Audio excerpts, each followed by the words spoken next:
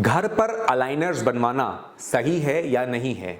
कई बार पेशेंट से पूछते हैं कि डॉक्टर साहब आप यहाँ पर स्कैन ले रहे हैं, अलाइनर बना रहे हैं, तो अलाइनर कंपनीज तो घर पे ही आ जाती हैं, घर पे ही हमारा स्कैन हो जाता है और हमारे एड्रेस पे अलाइनर डिलीवर भी हो जाते हैं, तो ये सही है या ये नहीं है सही, ये हम कराएं या इसमें कोई रिस्क है। लोगों को डर लगता है ये कराने में, खुद ही डरे हुए होते हैं। ऐसा नहीं कि हम कुछ बोल रहे हैं, वो खुद ही उनको रिस्क सी लगती है, डर सा लगता है, पर उनको वो थोड़ा सा इकोनॉमिक पड़ रहा होता है, सस्ता पड़ रहा होता है, तो उनको ये लालच भी होता है कि नहीं ये हमें कराना है। अब एक बड़ा सवाल ये खड़ा हो जाता है कि क्या कुछ पैसे बचा करके घर पे अलाइनर बनवा लिए जाएं या नहीं बनवाए जाएं, किस कंडीशन में करा सकते हैं, किस कंडीशन में ये नहीं कराना चाहिए। इन सब बातों के बारे में इस वीडियो में आज हम बात करेंगे।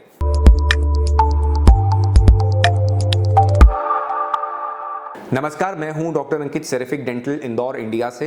इस YouTube चैनल के माध्यम से मैं डेंटल ट्रीटमेंट से जुड़ी सभी जानकारी आप तक लेकर के आता हूं। पिछले लगभग एक दशक से हम इंदौर में dental implants, cosmetic dentistry, veneer, smile design और टूथ अलाइनर्स पर काम कर रहे हैं।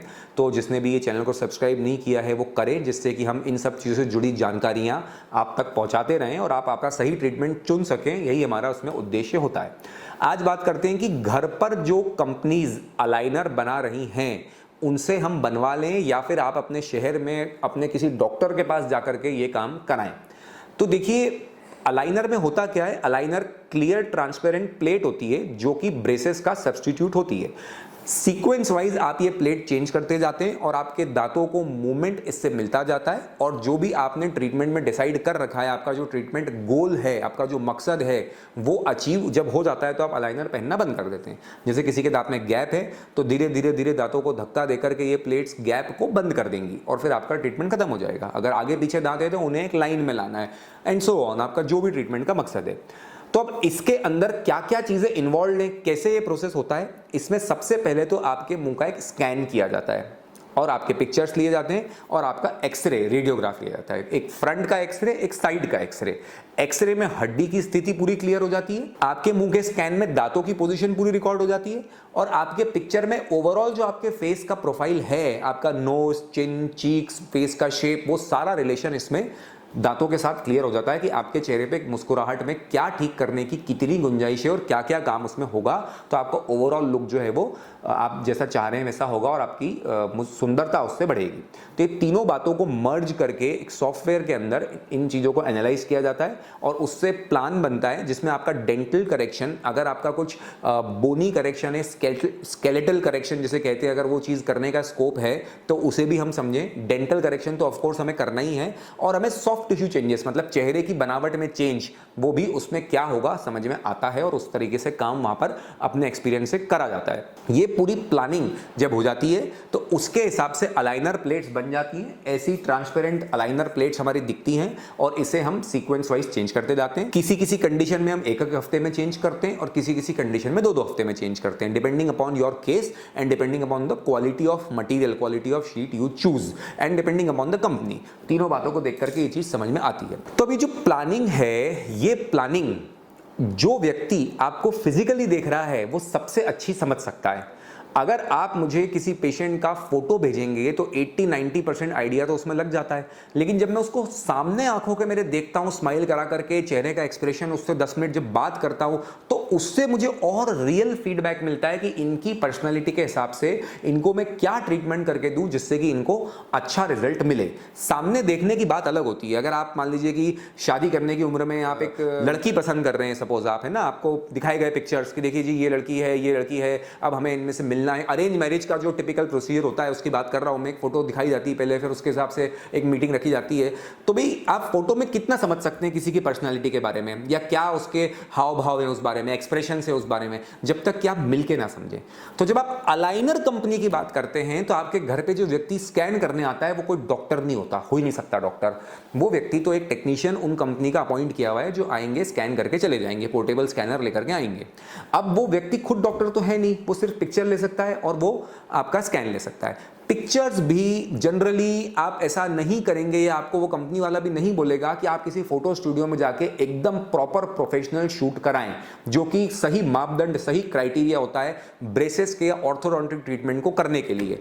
ब्रेसेस या ऑर्थोडोंटिक ट्रीटमेंट में फोटोग्राफी का, पिक्चर्स का बहुत बड़ा महत्व होता है, क्योंकि पूरी चीज ही पिक्चर में समझ में आती है। आप अभी का पिक्चर देखें, 6 महीने बाद का देखें और 1 साल बाद का देखें, तो सब कुछ आपको समझ में आता है। वो पिक्चर लेने का तरीका होता है, लेकिन तब जाके आपको एग्जैक्ट चीजें दिखती हैं। क्लियर बैकग्राउंड के अगेंस्ट, डेफिनेट लाइट सेटिंग में और एक अच्छे कैमरे से। ये सब बातें जनरली जो आपके घर पे स्कैन करने आएगा वो नहीं कर पाएगा। घर पे वैसी सेटिंग ही नहीं मिलेगी आपको, वैसी लाइट्स ही नहीं मिलेंगी, मिरर नहीं मिलेगा, बहुत सारी बाधाएं वहां पर होंगी, तो आप वो उतने सटीक फोटोग्राफ्स भी नहीं दे पाएंगे। और जो डॉक्टर आपका प्लानिंग कर रहा है वो किसी और शहर में है। आप मान लीजिए कि इंदौर में स्कैन करा रहे हैं, अब आपका डॉक्टर दिल्ली में है, बॉम्बे है, वॉट एवर, जहां की भी वो लाइनर कंपनी है, तो वहां वो डॉक्टर बैठे हैं। उन डॉक्टर ने आपकी शक्ल भी कभी लाइव नहीं देखी, उन्होंने आपसे कभी बात नहीं की, आपके मुंह से कभी आपकी कंप्लेन नहीं सुनी, सिर्फ वो फॉर्म में भरा गया जो आपके घर पे आके भर के गए हैं, और उन्होंने जो फोटो अपने मोबाइल से नॉर्मल जैसे से ले लिए हैं वो हैं, और आपका स्कैन है।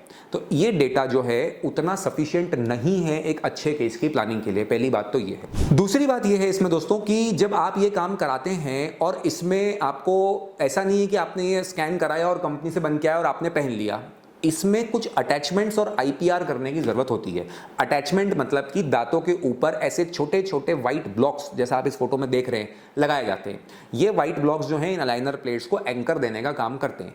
अब ये अटैचमेंट जब लगाए जाएंगे तो जो वो कंपनी है, वो कंपनी ने हर शहर में तो अपना क्लिनिक खोल नहीं रखा है। ऐसा तो पॉसिबल नहीं ना कि दिल्ली की एक कंपनी है वो इंडिया के हर गांव में, हर शहर में क्लिनिक खोल दिया उन्होंने कि हमारे यहाँ आइए और ये लगा लीजिए। ऐसा नहीं हो सकता। वो क्या करेंगे, वो किसी और क्लिनिक को अटैच कर लेंगे आपसे, अपने कंपनी से, और वहां पर आपको भेज देंगे कि आप उस जगह पर जाएं और ये लगवा लें।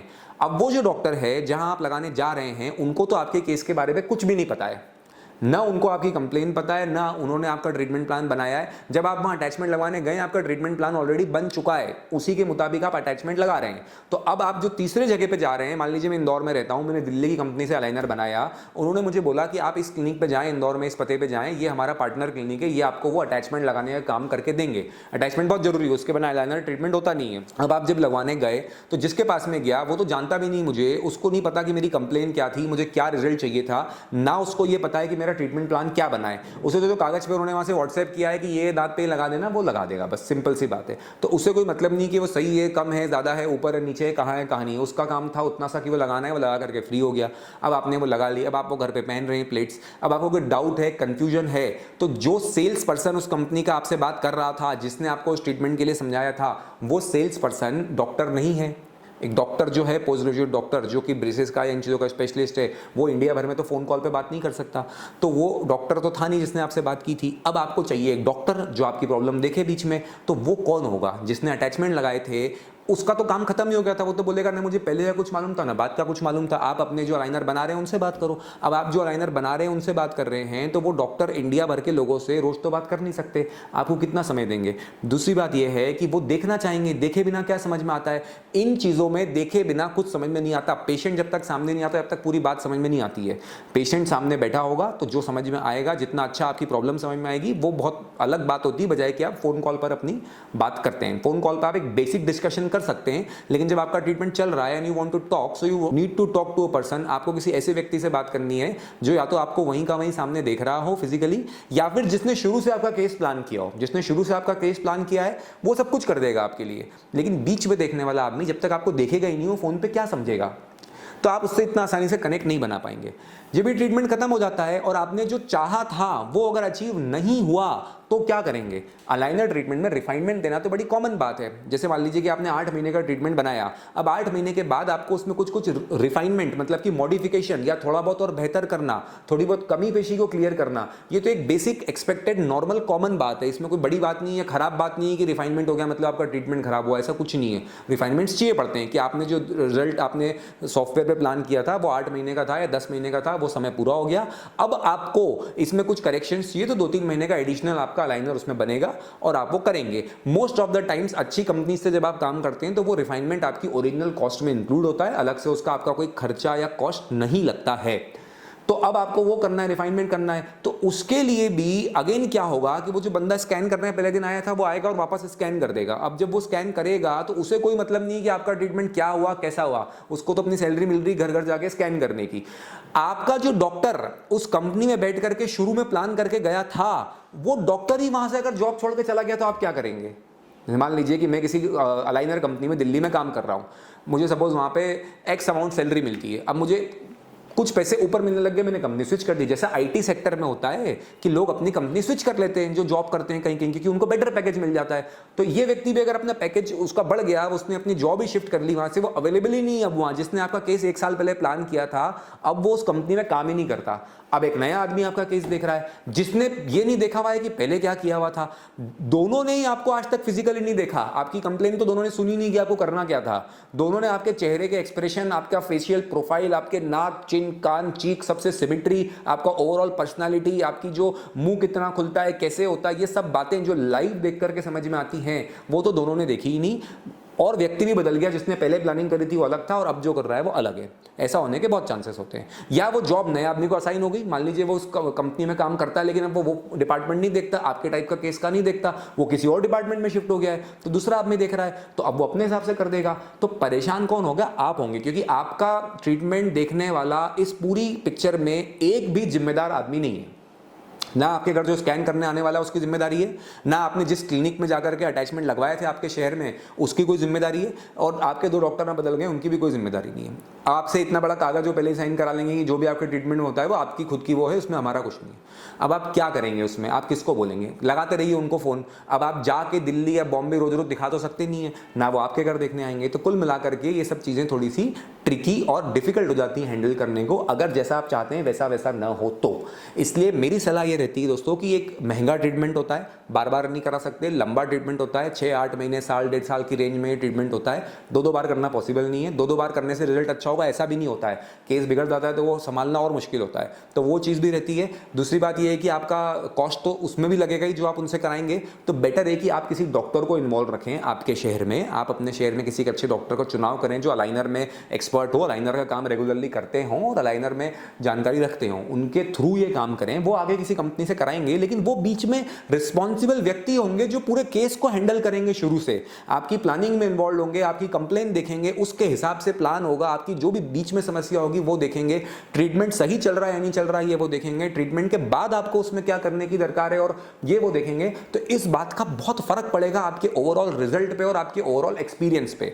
मेरा पर्सनल किसी के साथ कोई प्रॉब्लम नहीं है कि मैं इस पे किसी अलाइनर कंपनी को कोई आघात पहुंचाना चाहता हूं, ऐसा बिल्कुल भी नहीं है। मेरा इंटेंशन सिर्फ ये है कि जो यूजर्स हैं, मतलब जो पेशेंट्स हैं या जो आम जनता है, उन्हें सही ट्रीटमेंट मिले, वैल्यू फॉर मनी मिले, उनका पैसा सही उपयोग में जाए और उनका समय भी जो है वो खराब ना हो, परेशान ना हो। तो कोई भी ट्रीटमेंट ऐसा हो कि भाई आपका उसमें अल्टीमेटली अच्छा आपका ओवरऑल बेनिफिट हो। तो ये थी मेरी राय घर पे अलाइनर बनाने को लेकर के। मैंने आपको पूरी डिटेल में सारी बातें समझाई कि कैसे कैसे प्रॉब्लम्स इसमें आती हैं। फिर भी आप अलाइनर के बारे में और कोई सवाल अगर पूछना चाहते हैं तो आप इन नीचे दिए गए नंबर्स पे बात कर सकते हैं और हमें उसका जवाब देकर के आपको खुशी होगी। मैं एक बहुत अच्छी मुस्कुराहट और बहुत अच्छी अलाइनर जर्नी सभी को विश करता हूँ और बहुत अच्छा स्वास्थ्य सभी को विश करता हूँ। नमस्कार।